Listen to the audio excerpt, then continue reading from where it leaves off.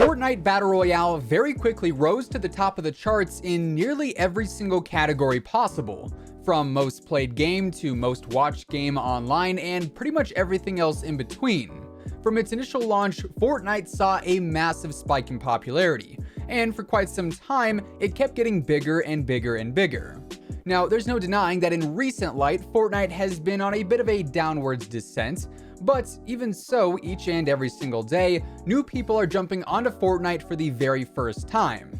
It's honestly kind of weird to think that even now, as we approach the end of 2019, there are still people just now playing their very first match of Fortnite Battle Royale. And whether you're a brand new player or a seasoned veteran who's been around since the very beginning, everyone who enjoys the game can agree that from time to time, the game can feel a little addicting. Some people want to spend hours upon hours becoming the best builder, others want to learn the map or the lore behind the storyline. But how far exactly is too far? Today we're answering just that as we ask the question, are you addicted to Fortnite Battle Royale? Throughout this video, we'll be giving you guys a handful of questions, each with their own score-based answers. And by the end of the video, depending on your final score, we'll be able to figure out if you are in fact addicted to Fortnite. So grab a notepad, open a Word doc, do whatever you need to do to keep track of your answers and your score, and let's get into the Fortnite addiction test. Question 1. How many hours of Fortnite are you playing per day?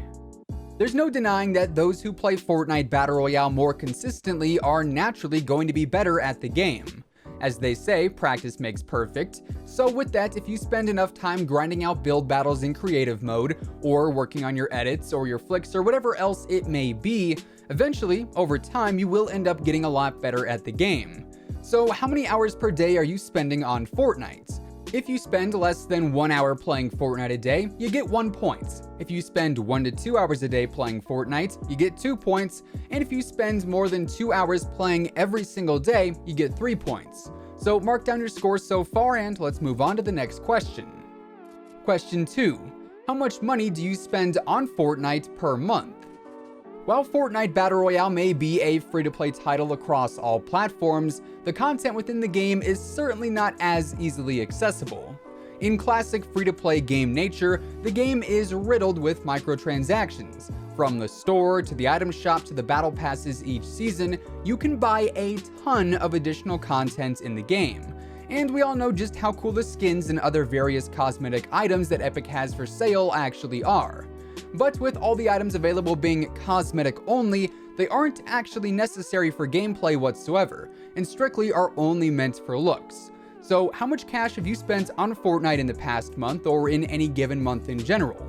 If you're around $20 to $30, you get 1 point. If you're between $50 and $100, you get 2 points. And if you're over $100 a month, you get 3 points for this one. So jot down what you scored and let's carry on. Question 3. What is the most amount of wins you've gotten in one season? Of course, the main goal of Fortnite Battle Royale is to acquire that epic victory royale, to be the very last one standing, or at least the last team standing. And in the current state of the game, with the sweats at an all-time high and with skill-based matchmaking turning pubs into essentially World Cup qualifying matches, getting those victory royales is getting harder and harder. But if you've been playing Fortnite for a little while now, first place finishes probably aren't a super rare occurrence to you. So, what is the most amount of wins you've gotten in just one season? If you've gotten under 10, you get 1 point. If you've gotten between 10 and 25, you get 2 points. If you've gotten between 25 and 50, you get 3 points. And if you've gotten over 50, you get 4 points, the very rare 4-pointer. Save up your scores and let's keep going. Question 4. How many points of interest can you name off the top of your head? The Fortnite map has been an icon in gaming for quite some time, especially when it comes to its evolution over time. From the addition of tilted towers to the countless rumors of its destruction to its actual destruction, the island has been a very recognizable map with plenty of varying and very iconic points of interest. But how many different points of interest can you actually name from any version of the map, old or new, without looking at an image of it? The honor system applies for this one, no cheating. If you can name under 7 locations, you get 1 point. If you can name between 7 and 11 locations, you get 2 points. And if you can name 11 or more locations off the top of your head, you get 3 points. You know the drill, write them down and let's move on. Question 5. What is the highest level you've ever gotten to in one season? One thing that keeps Fortnite feeling fresh compared to a lot of other games out there is that of its seasonal ranks. Every time a new season drops, your overall rank gets reset. So if you hit level 42 in Season 3, at the start of Season 4, you got reset back to level 0. And this is great for those who are really looking for something to grind for and work towards with each new season. And getting to those higher levels of 70, 80, 90, or even 100 is by no means an easy feat. So what is the highest level you've ever gotten to in a single season? If you maxed out at 60 or lower, you get 1 point. If you got between 60 and 90, you get 2 points. And if you got higher than level 90, you get 3 points. Question 6. How many Fortnite emotes can you do in real life?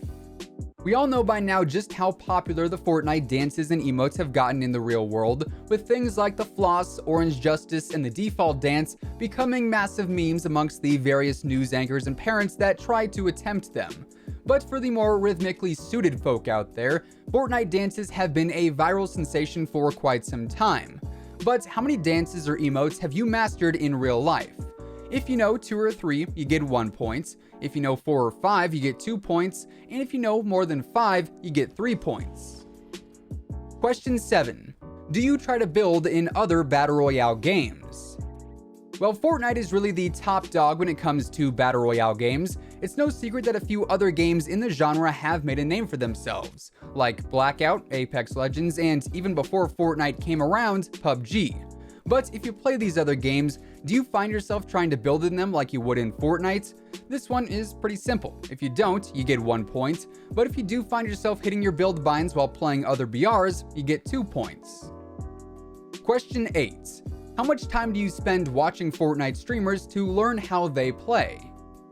One of the main reasons that Fortnite is as popular as it is today is because of how much promotion the game got through content creation, specifically streams on sites like Twitch, YouTube, and now Mixer as well, with creators like Ninja and Myth originally leading the way. And now with some of the best players streaming their games every single day, people are always tuning in to see how the top pros approach the game. So how many hours per day do you spend watching someone stream Fortnite? If it's between 1 and 2 hours, you get 1 point. If it's between 2 and 3 hours, you get 2 points. And if it's more than 3 hours per day, it's 3 points. Question 9. How many seasonal events can you name off the top of your head? Fortnite is kind of in a league of its own when it comes to in-game events, as no one can do it quite like the Fortnite team can with the seasonal finale events. We've seen a handful of them up until this point, so how many of these events can you name? If you get 3 or less, you get 1 point. If you can get 4 or 5, you get 2 points. And if you can name more than 5, you get 3 points. The totals are probably getting up there by now, but we've still got a few more questions left. Question 10. How many seasons have you been playing Fortnite for? While looking at Fortnite's history, it doesn't seem like the game has really been around that long. But 11 seasons certainly makes it feel a lot longer than it would have otherwise. From the simplicity of Season 1 to where we are now, we've seen a ton of crazy stuff happen in the world of Fortnite Battle Royale. How long have you been playing the game? If you've been playing for 4 or less seasons, you get 1 point. If you've been playing for 5 to 8 seasons, you get 2 points. And if you've been playing for more than 8 seasons, you get 3 points. Question 11. Without looking at the map itself, how many locations could you name by the grid they're in? For instance, could you name the locations in E4? The Fortnite map is constantly evolving, and with it, all of the locations are ever changing. So for this one, yes or no, could you name the map's locations based off of the grid lines? If you can't, you get no points, and if you can, you get 1 point. Question 12. How do you spend your time in the pregame lobby or on Spawn Island? Finally, and arguably the most important question of them all, how do you spend your time before hopping onto the battle bus?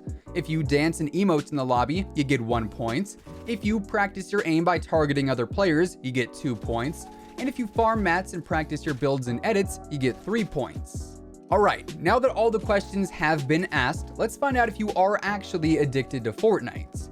Between all the questions today, if your total score is under 14 points, you are not addicted to the game.